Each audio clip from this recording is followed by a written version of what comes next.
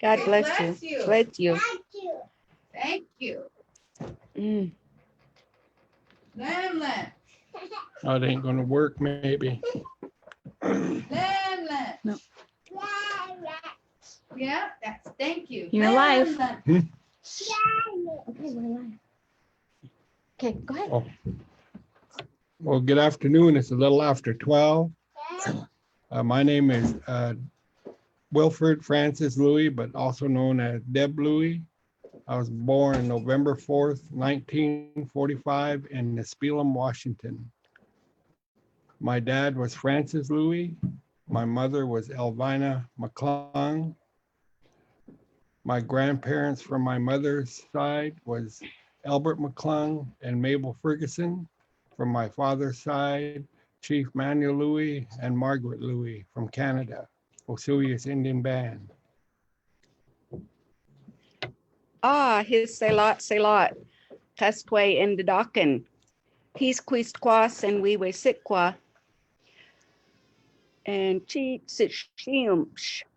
Hello, good afternoon, everyone. Welcome to the Power Hour. I just want to say that my name is Jeanie Louie. My Indian name is Senwiwe Sitqua. And my mother is Kustanma, LoVina Beans Alexander. And my Sila is Mitch Michael Sr. of the Quoshini Band of the Spokane. And my grandmother, my Chichiaya, is Philomena Mary Michael, Antelope Michael. And her mother was Marie, and her father was Chief Morris Antelope Atstulach, and his father was Louis Antelope, who is his name was Whis Dain. They were of the Coeur d'Alene band, and my grandfather from my mother's side was from the Upper Spokane band that was relocated to the Coeur d'Alenes. And I'm glad to be here today. And I guess that we're just going to speak about our lifetime journey. When we started, Deb and I met in Welpinett, Washington at the Welpinett Fair, as the powwows used to be called back then, in 1966. And just a little bit of history there. Us Coeur d'Alenes, the Spokanes, the Colvilles, Yakimas, the coastal Indians, when we walked into one of our celebration grounds, especially Welpinett, you could always tell who was playing stick game by the songs that they sang. You could tell if the coastal Indians were playing the Yakimas or, so on and so forth. Back then, my grandparents, my Yayat and Sila, they played stick game, and they could tell, the songs that were being sang. My husband, Deb Louie, this young man of 21 years old, I heard about him a few years before. His, what would you call it? Anyway, his history or whatever preceded him, because he was just a young fellow back then that played stick game with about maybe 8 other young Indian boys from Colville. And they'd come walking into the stick game and challenge anyone. And they'd start singing. And my Sila would tell me as we were sitting there collecting to play game.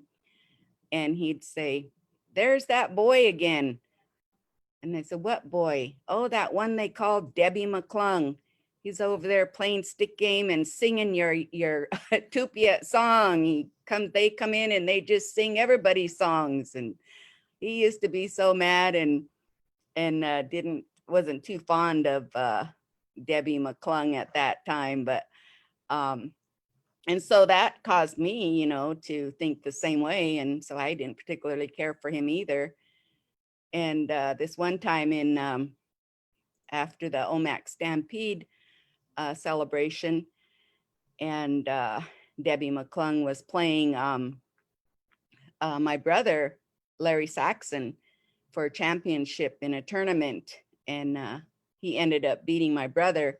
So when my brother got back, we just all jumped on him for letting this kid beat him in stick game.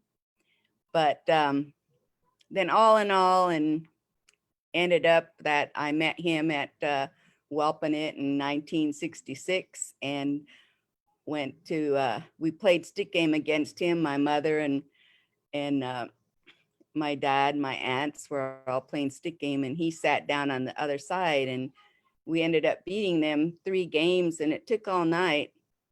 And the last thing that he bet, because he had bet all his money, lost his money to me, so he put his concho belt out there and put that up as a bet. So I said, well, $40, and he said, sure.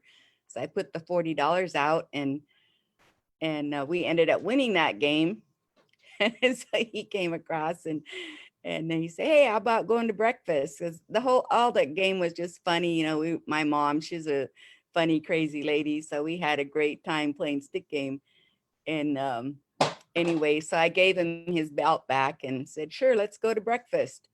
So we went to one of the stands, and along the way, our friends, William and Mabel Dick, were going by. He said, come and eat breakfast.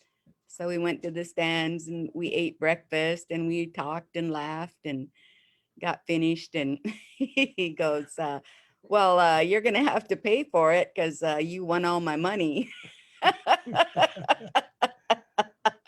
So that's how it started. And then right then, talking to each other, finding out who we were and where we were from and who we all knew together, and found out that his birthday was November 4th, 1945. My birthday was November 4th, 1946. So I always say that's why we got married, because our birthdays were on the same day, and he couldn't forget my birthday because it was the same as his. So that's my part of the story. He can add what he remembers of his part of the story. She forgot to mention is that she's a year younger than me, and I demand a little more respect, which I don't ever get. But I don't stick game. I don't know why it was, but if I liked the song, I only had to hear it once. I could sing it. I don't know why that was. And I had a lot of things. If I would have had the proper upbringing, if I would have took care of things and knew how to take care of things, I had a lot of things going well for me. I mean, I could actually see things when I played. So I was very, very hard to beat in my younger years. So, but I didn't know how to take care of it, so it was taken from me. So a lot of Indian medicine flew around in those days. Well, kind of what I wanted to talk about was like our life of her and I when we grew up when we were really young, or in grade school and things like that, where I was raised by my grandmother. Back in the day, my dad and mom were into alcohol. They separated. My dad went back to Canada. My mom was doing her thing. So my grandmother raised me, my 2 brothers, and then later on we had a sister. We lost one brother at birth, or when he was real young. So that just left my 2 brothers and later on my sister. But back in the late 50s and 60s, we lived in the town in Espelum, and just like in a little shack, and our toilet was still outside. We didn't even have an inside bathroom at the time. And we were really, I guess I didn't realize it then, but we were really, really poor back then. We didn't have anything, and I didn't realize those things until years later, that must have been really tough on my grandmother trying to feed us and things like that. Because simple thing of $7 that would cost to pay for insurance in order to play football at our high school. We could only afford to pay for one. So one year I played, and then next year my younger brother played. You know, we never realized those things, and we just took it for granted. Well, that's just the way it was, and so we lived with it. So we spend a lot of time hunting, fishing, and things like that. And since my grandmother, we didn't have a car, me and my partner, Joe Waters, we used to walk from the Spelem clear up in the mountains to hunt and things like that. We fished. We sold our fish to the old ladies and stuff for a quarter or whatever. You know, we just took those things for granted. We never realized how bad off, I guess you would say we were. You know, and for some reason, a lot of the old people like me a lot. I don't know why, but I just seem to get along with the old people really well. And so that I was very fortunate for that. And that when we caught extra fish or whatever, we just went around and gave it to them, because we actually, that's about how we did things. I can't remember what year it was. My grandmother finally got to get a TV, and so that must have been in the 60s. And I was one of there were three of us boys, me and my two cousins were one of the first three in our whole clan ever to graduate from high school. That was in 1964. I graduated from high school. We was one of the first ones. The rest all quit when they were in the 8th grade or turned 16. They moved on. But my grandmother was very adamant that I graduate, and so I did. And then she got me through that, and then I went to 2 years at high school to come back in 66. And well, at first they sent me to California, a relocation to Oakland. And I was down there for a couple of weeks. And one of my friends, Gary Taylor from Lapway, we were sent down there, and was like, this ain't for us. And so I called I wrote my grandmother, and she sent me some money, and him and I and another one of my colleagues, Rosaline Thomas, caught the train out and got the hell out of there. And as soon as I got home, my grandma said, "Oh, here, you got a letter from the government." And I opened it, and it was greetings. I was drafted into the Army. So we had that summer to enjoy. So when it hit all the powwows, and that's why I ran into Jeanie. And I don't think you need the whole story behind that of who I had and or I was with and things like that. But my partners weren't too happy. And I went in that summer, at that fall, when I was going into to catch a bus. We had to drive from Spelem, catch a ride clear to Okanagan to catch the bus. So my two partners, or three partners actually, took me over there, Terry, Dick, and Donnie James and Rusty Sam. We all went over to Okanagan, and I got on a bus. The bus goes clear around the res and comes back to Grand Coulee. And here Donnie and Rusty were waiting in there, and they got on a bus, and I said, "Hey, what are you guys doing?" They said, "There's nothing here. We're going to go with you." So we got to Spokane, and they went in, they signed up for 3 years, and I went in with them, and they kicked me out of the room and said, "If you want to be in here with these men, you got to sign up for 1 more year." Being a stupid res boy, I didn't know no better. Yeah, well, I'm going to be with them guys. So I signed up for 1 more year. I never let them forget that. And so we went supposed to be in a buddy system, but we only went to Fort Lewis together. And after that, they went different places. And I ran into them again at Fort Gordon, Georgia, and Fort Benning, where was at jump school. After jump school, they got sent to Vietnam, and I got sent to Special Forces at Fort Bragg. And I met later up with Donnie with the 101st Airborne in Vietnam. Out of all these guys, I'm the last one now. The rest, all my friends are all gone. So I have no clue why I'm still in this world, but All my friends are gone. We have dreams. Sometimes they come to me and I just tell them, get the hell out of here. Not yet. Go ahead, dear. He doesn't know why he's still in this world. We've been married for 53 years. We had 9 children, 3 that we adopted. We have 19 grandchildren and 29 great grandchildren. Well, 30 great grandchildren. We just had a new baby born to my granddaughter, Tawaya, our North Star. Twaya. North Star is my teenager, our teenager baby boy that was born to Tawaya. And he was born on our birthday, November 4th. So his middle name is DJ, stands for Deb and Jeanie.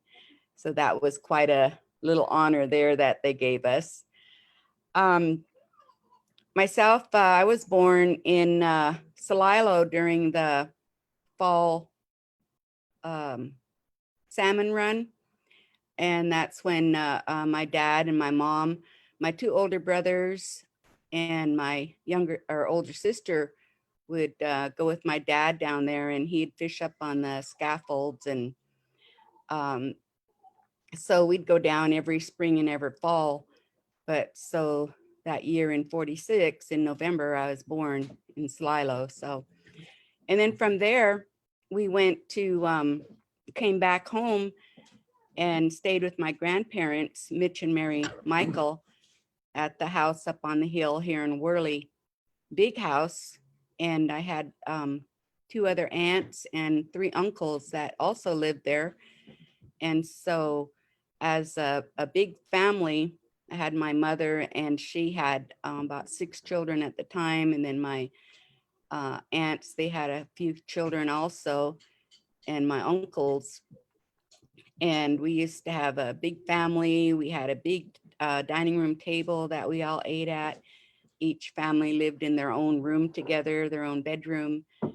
And it now, you know, people say that we were poor, but, you know, we had our deer meat, we had our camas, and all the Indian foods that my great grandmother, my Tupia, used to go out and gather. And we had all the deer and elk, moose that we needed, fish. So it wasn't, I mean, we weren't, had plenty of food to eat always. And huckleberries, my yaya used to always cook us huckleberry pancakes. And so it was fun times. We'd get up in the morning, go out, ride horses, take off out into the woods and play all day long. And then it came time for school, and I was 6 years old when my dad, they had to bring us, my older sister and my older brothers, to the mission at De Smet. And so we had to spend the whole year there in the boarding school. And that was a whole different experience in itself. And then we would get back home and spend the summers at the house on the hill with my Silat and Yaya. And I would ride with them a lot to different reservations. We'd go up to Flathead to our relatives there, to the Spokane, to the Colville, Yakima, Umatilla, Nez Perce. And at those times we would visit with the families there, and we'd roll out our blankets on the floor, or because they had homes just like we did, and there was always room for everyone. And they would, the older people would stay up visiting most of the night or playing cards, and put his kids to sleep.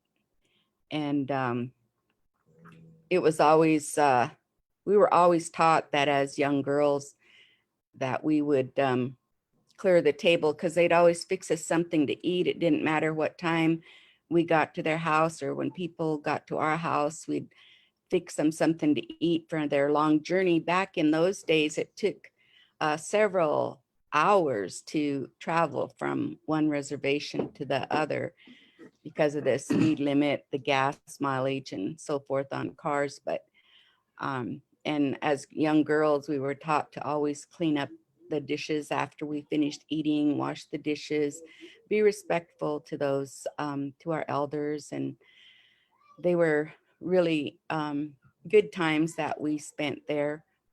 And then we went to, because of the jobs back in those days, no jobs were on the reservation. And so the government, was always attempting to change our ways. And one of the ways that they did it, well, of course, they had the Allotment Act that took away our land. And then they came out with relocation, and that was to move the Indian families off the reservation into the cities.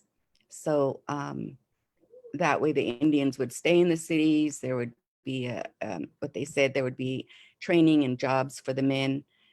And so my family moved to Chicago. We took a train, 2-day train ride to Chicago. And it was pretty funny on the train ride because my younger brother, my mom and dad, and then there was my older sister, myself, my brother, 3 brothers came with us. So there were 5 of us. And then as we were on the train going, and my younger brother, he come running back to my mom and dad, and he said, "Mom, Dad, come with me. Let's go look." And they said, "Look at what?" And he said, "Indians. There's Indians on this train." And not realizing that we were the Indians, because all they ever saw on TV was cowboys and Indians. But it was pretty funny that, it's just the culture shock, I guess, that we went through. And then getting to Chicago, the BIA lady put us in a rental house in South Chicago. And we had to go to the beauty shop. And my sister and I both had really long hair, and they cut our hair short and gave us a perm. First time that had ever happened. And it was just so pitiful. And it was, for them, because what we were taught, from our grandparents, about our hair, it was, it really hurt. And then we went to an all Black school because we were in South Chicago, which was another culture shock because we hadn't seen, that many Blacks, maybe some in Spokane, but it was pretty crazy at that school. The teacher introduced us as Indians from the West, and if the students had any questions, and it was, yeah, do you still use tomahawks? Do you live in teepees? All these crazy questions. And so it started us all off on a good way. And we got along really well with all of the kids there. And so it was a really good experience for me. Okay. And we stayed there for 3 years. My brother got in a car accident here at home. And so my mom had to come home, and then we came home when school was out. So we stayed in Chicago for 3 years, and it was a good experience. Yeah, your turn.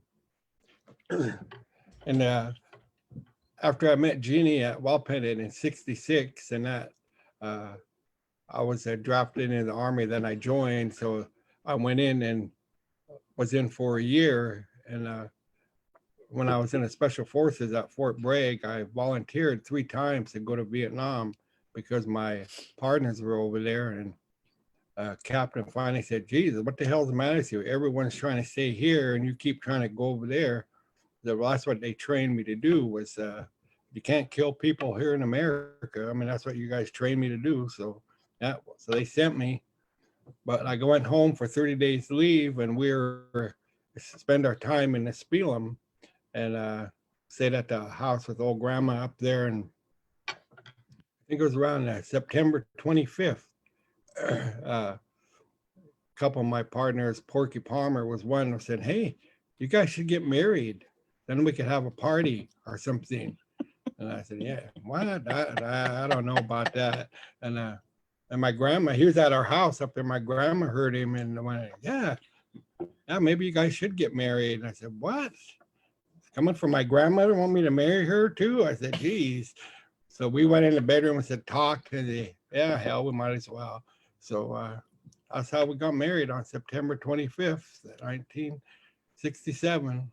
6 days later, I was sent to Vietnam. So we always say our first year of marriage was one of our best. We never had one fight. And who was born 9 months And then later? 9 months to the day, my oldest daughter was born, so she's very legal. So they couldn't argue with that. And so after I returned from Vietnam, which was really hard because when we landed in California, when we came back, a lot of us, we were thankful that we had made it through the year over there. And when we got off of the plane in California, there were hundreds of people standing outside this fence with signs and stuff, calling us baby killers and trying to spit on us. And I asked this guy, I said, "Hey, where in the hell we at? Did we land in the right country? What's going on?"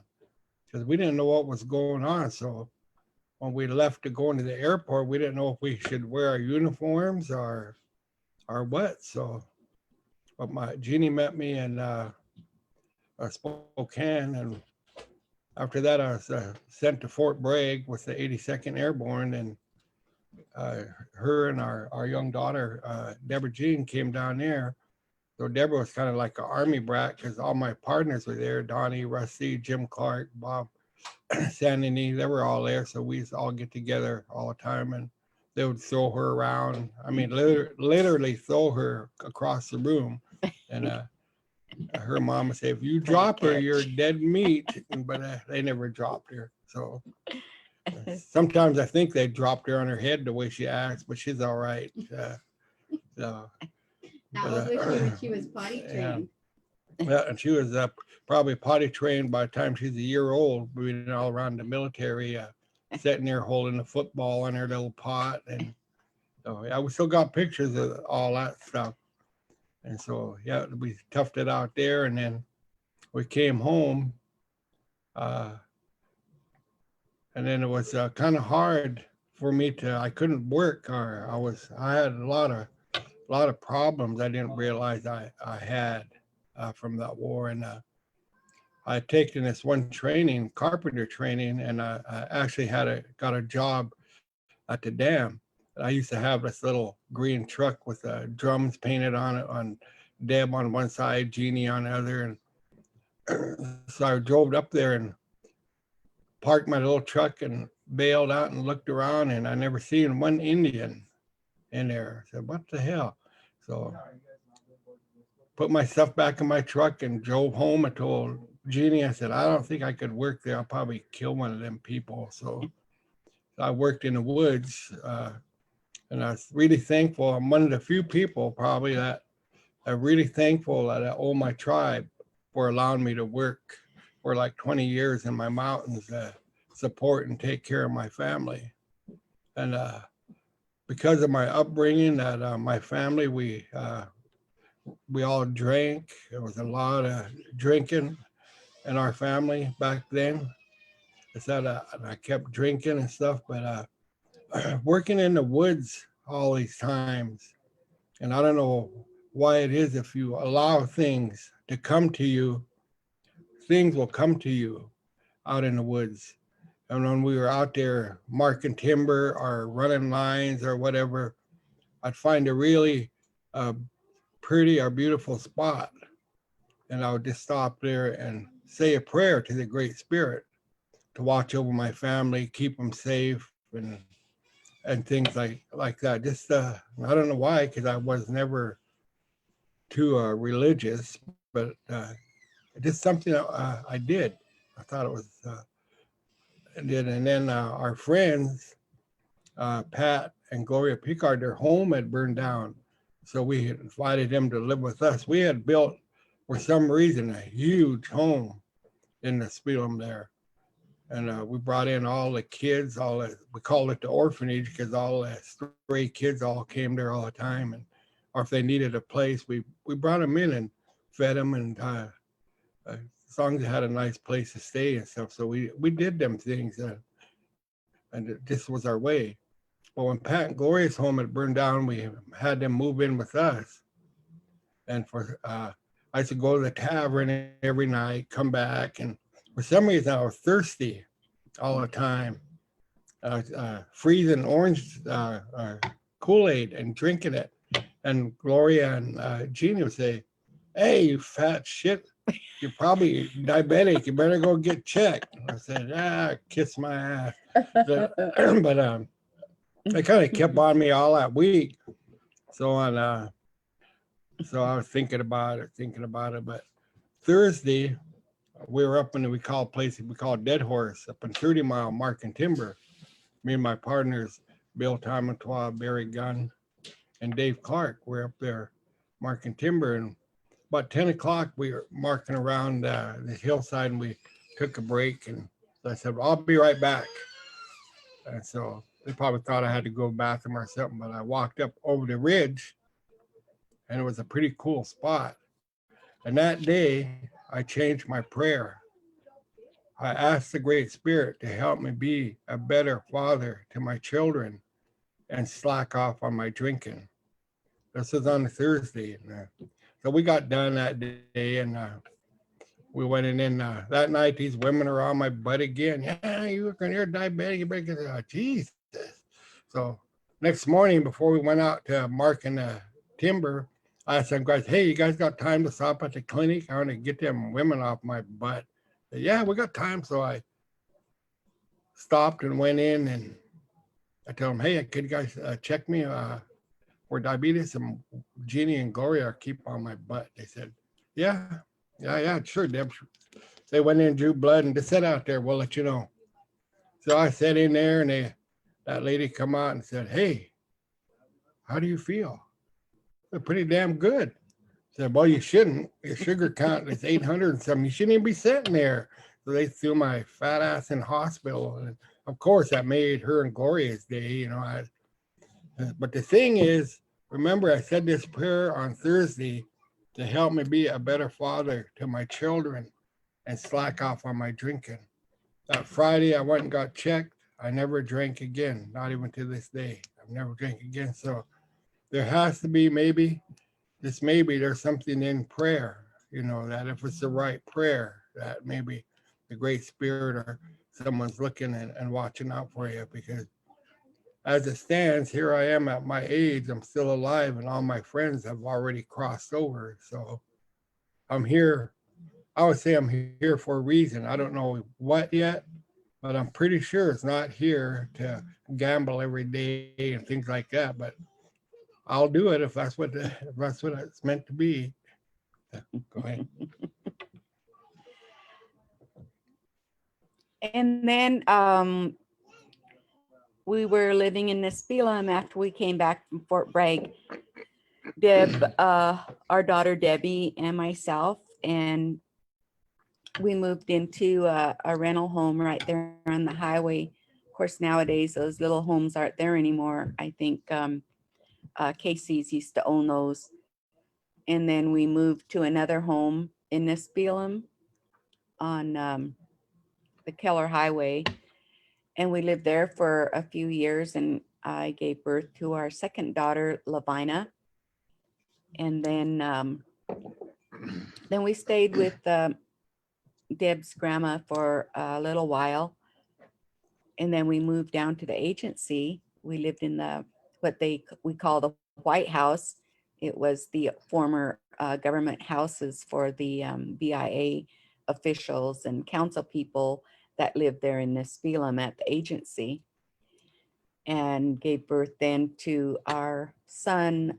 We called him Little Man, Norman Edward Louie, and then our son Jackson, and our daughter Dolly, little Joycey May Louie. we lost our little boy, little man, to what they called SIDS at the time, but we believe it was probably a different a kind of form of pneumonia or something like that. And he was just a happy little boy, little baby. He was only like 7 months old when he passed away, and that was a really shock and a for our whole family. Um, and then so we were there at the White House, and we decided that rather than putting our money into renting homes, that we should just go ahead and buy a home. So that's when the tribe came up with the log house program.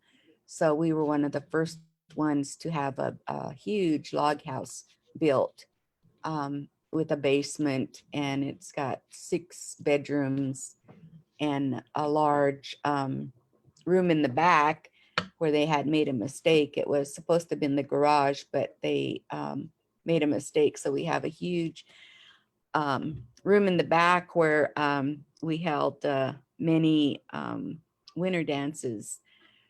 Um, Mom, can you guys talk a little bit about winter dances and just like what you remember from long time ago, what they were like?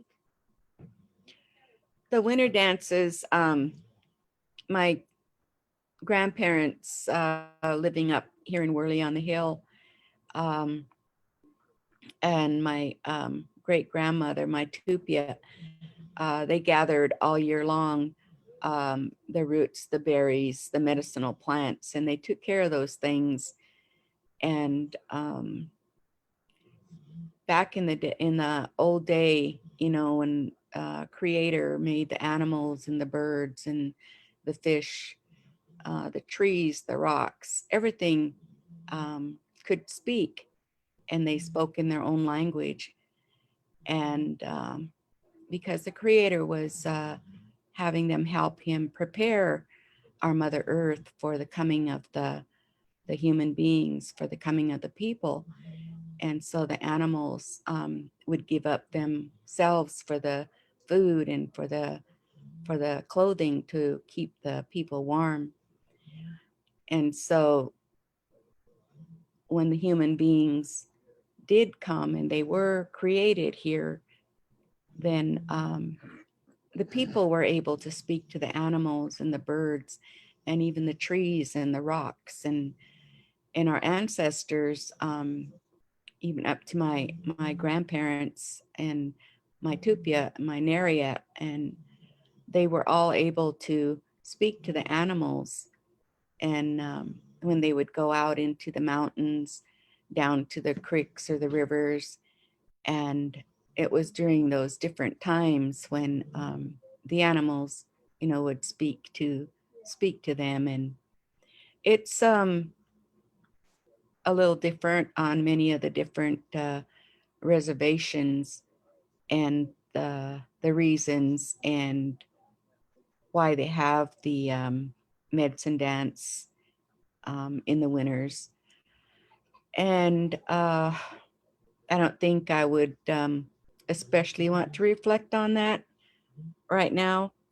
Um, but during those winter dances, or during those times that the animals spoke to the people and gave them the song and their power, as what we call Sumesh. And the power is the one that they could use when they needed to. And a lot of this also happened during some of the stick games back in the old days, um, where the Sumesh was used sometimes as their power. But both Deb and I, we went to the medicine dances. I did with my grandparents, with my mother, with all of our relatives here at Coeur d'Alene and Spokane Res. They would have their dances in the wintertime, and we would attend to those. Um, And so be it. One of the things on that was that I was at a funeral at St. Mary's Mission one time, and this old gentleman from Canada, I was talking to him, and I asked him, I said, out of curiosity, I said, why is it that at one time our people were very, very powerful? We had strong medicine people, and we could converse with the animals. We had we were really strong. Why are we so weak now and we don't have anything? And he said it's because of that, and he pointed at the church. And I said, oh, the church, why is that? He said that a lot of our children who are baptized in the later years, that the animals can't come to them because there's a bright light there blocking them. And I thought, that kind of made sense. Uh, but as the first people, and it's been proven, we are the people that, because when they found the ancient one in Tri-Cities, that proved, that goes back. We were here before any of these other people were here. So we are the people. 20,000 And years. so that we need to, and that's the first people. And me personally, I'm disappointed that we haven't done why we were put here, to take care of Mother Earth, protect the animals, protect our water. All these things that we were put here for, we've really failed, I feel. And that for our next generations, what's going to be here for them, because we haven't done that. Both me and my wife, both were leaders of our people. We did the best we could. We tried to buy our lands back. We tried to protect our waters. All them things we tried to do, and then, but we have to, it's not happening. And water is so sacred, that you got certain laws that are in place to protect our water and stuff. And our tribes keep negotiating those rights away. That's one thing I'm fairly proud of myself, is that my years as a leader, I never negotiated, especially for my people's rights. I never do that. So, and both me and my wife, we were pretty strong in that category of fighting for the rights of the people. That's why I owe my tribe so much that they allowed me to work all them years to take care of my family in order to try to keep them on the right road and stuff like that. All the things we own, they're material things.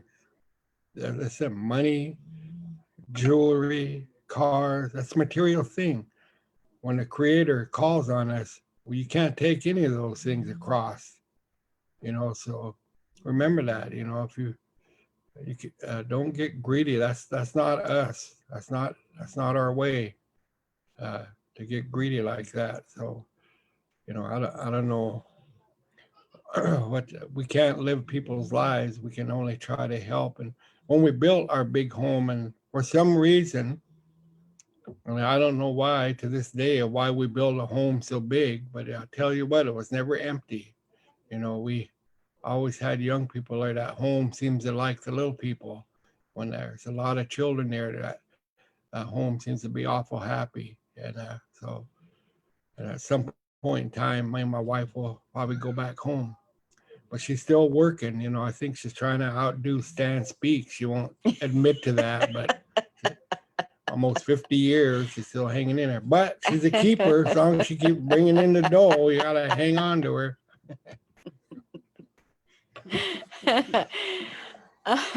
And I graduated here in Worley High School, and the BIA agents then at the time, they were in the high school from the time you were, sophomore, junior, continually pushing you to go to college or go to a specialized school or do something, to get your education, because at the time it was paid for. So they were always there. And so I was in September, went to Portland, went to college there.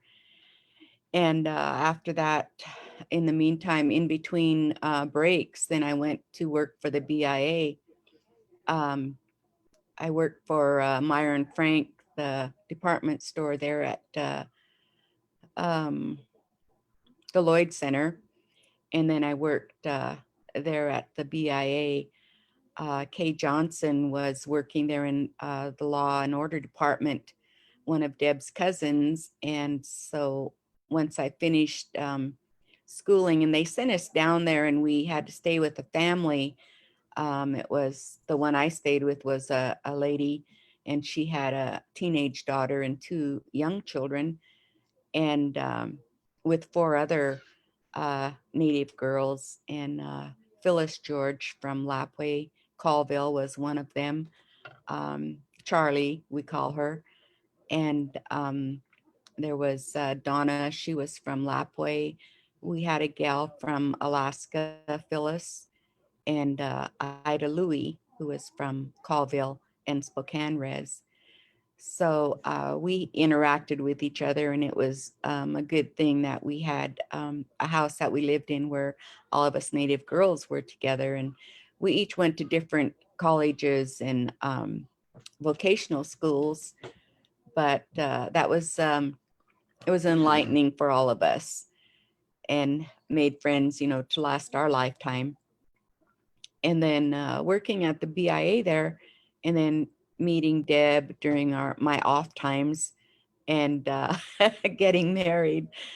And we came home back to Nispelum, and so I applied to get jobs there at the agency, and the tribe was, you know, council was running all of the departments at the time. There were some BIA.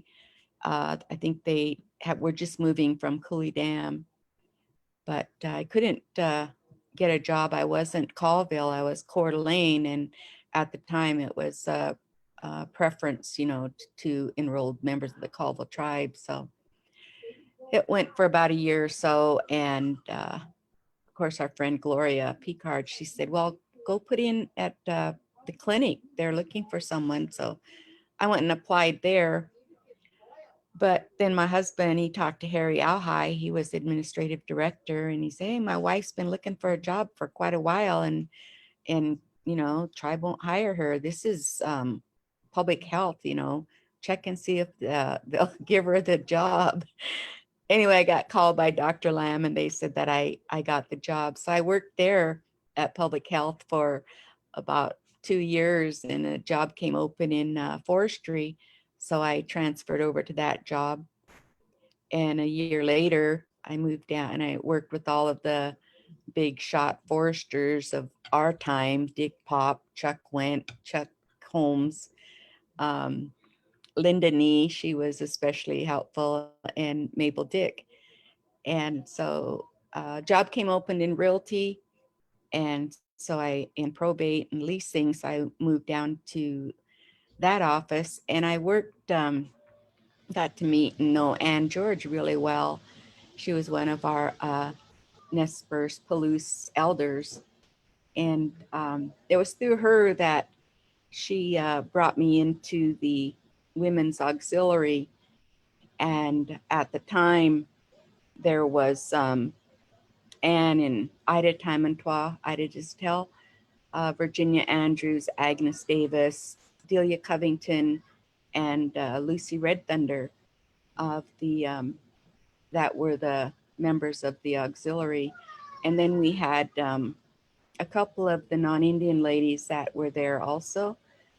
But that was the beginning for me. And so that I've probably been an auxiliary member for 40 years or more. And we did a lot of fundraisers, and we did a lot of things for the men, for the post there. And that's when our guys, you know, had come back from Vietnam, and how horribly pitiful it was because the country just did not respect them or show them respect.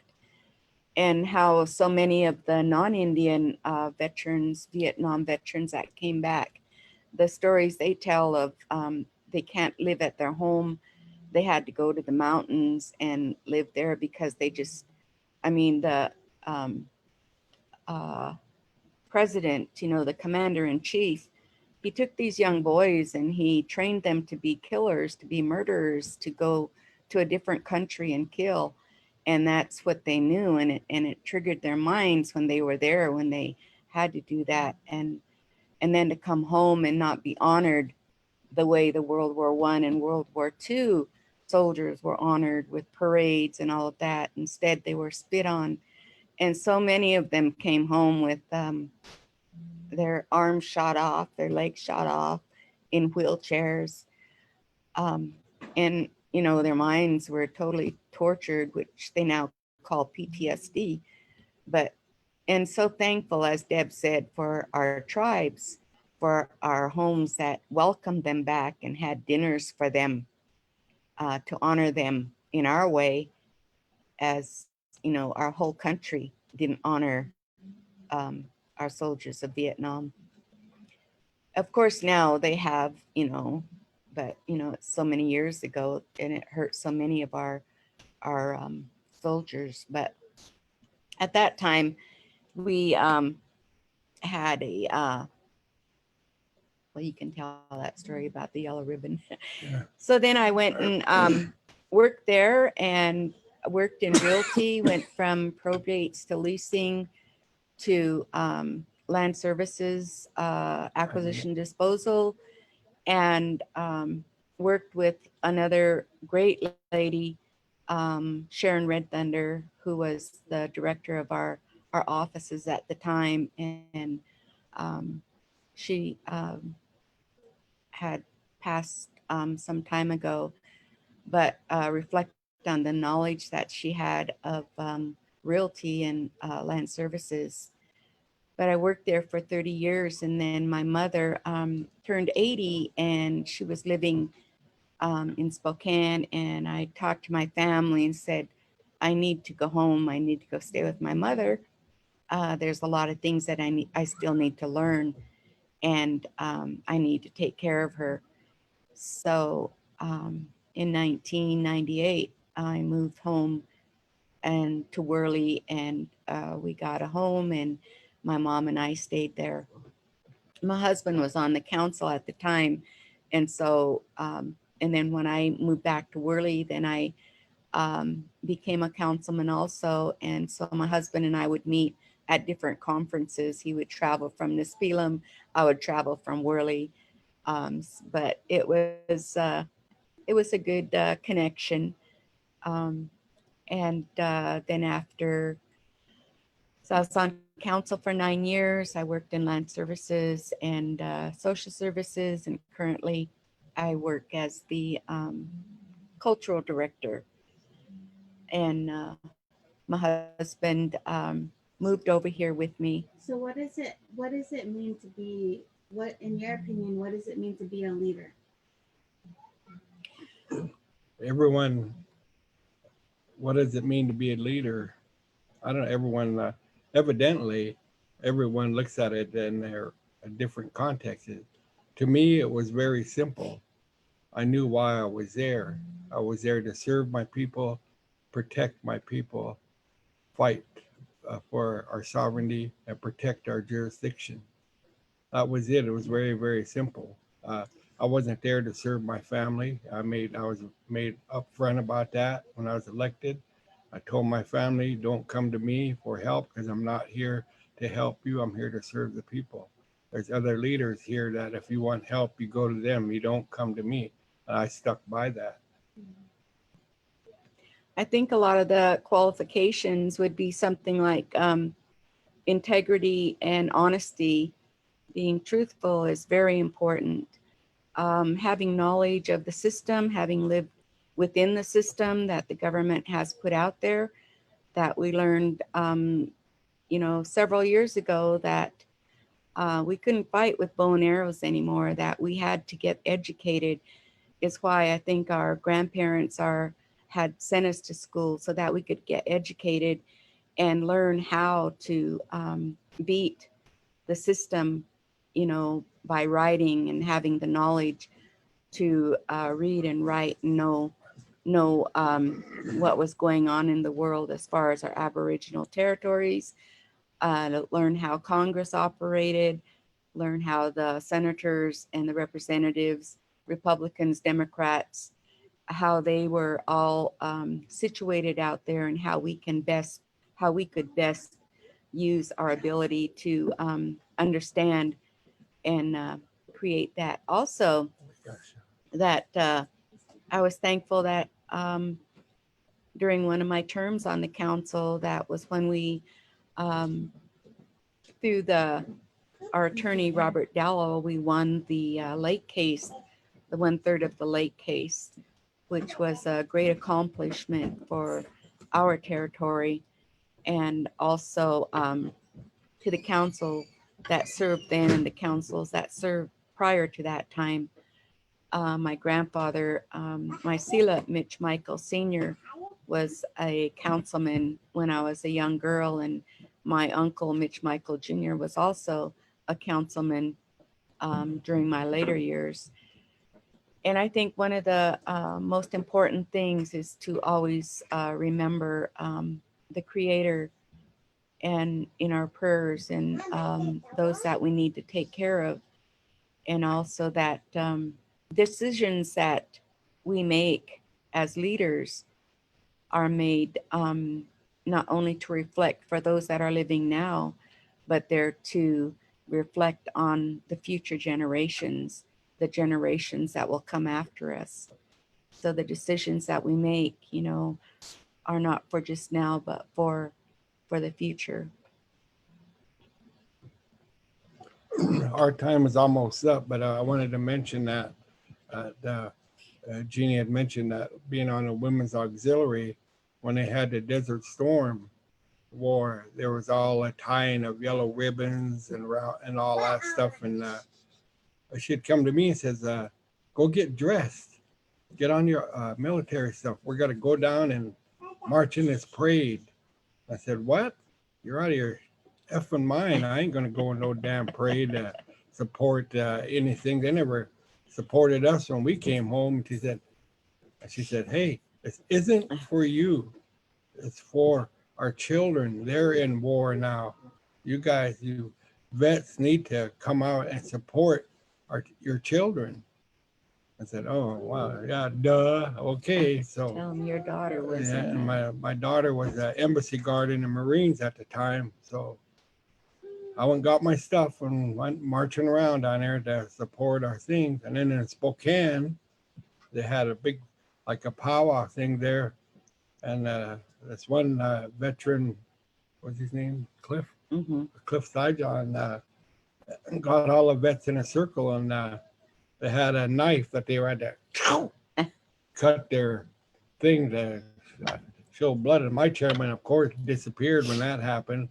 And but all of the vets went out there and had a dull knife, of course, and cut each other. But it must have worked. The war ended not long after that. So that was one of the things. I think our time was almost up, but me and my wife are very honored. If any of you watch this and if we said things that offended you, then accept our apologies.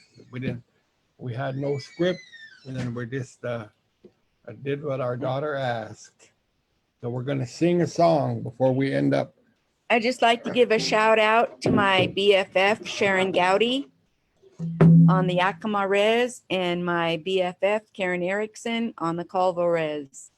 And we'd like to sing a song and maybe say a few words. Deb can say a prayer for all of those that are suffering from this COVID-19, for those that have lost someone to COVID-19, for the families that are suffering with it now, and for those that continue to suffer from cancer. We have many friends and relatives that are suffering from cancer, and we ask that Creator hear our prayers to take care of each and every one, to bless them and give comfort to them so that they might enjoy the last precious time that they may have here with their families and their friends. So we just ask for blessings on each and every one. Lim lim. Shh. The song was Come Out of the Mountains. We'll sing it. Oh, oh, hey, oh, oh, hey, oh, oh, oh, oh, Hey, hey, yeah, hey, yeah, we, hi, yeah, yeah. Hey, hey, yo, hey, hey, hey. Hey, hey, yo, hey, yeah, we, hi, yeah. Hi, hi, yeah, hi, yeah, hi, yeah, yeah. Hey, hey, yo, hey, yeah, we, hi, yeah, yeah. Hey, hey, yo, hey, hey, oh. Hey, hey, yo, hey, yeah, we, hi, yeah, yeah. Hi, hi, yeah, hi, yeah, hi, yeah, yeah. Hey, hey, yo, hey, yeah, we, hi, yeah, yo. I hope you all have a good day now. You hear? Cut us off. We're done. And Mom, and maybe. Oh. End meeting.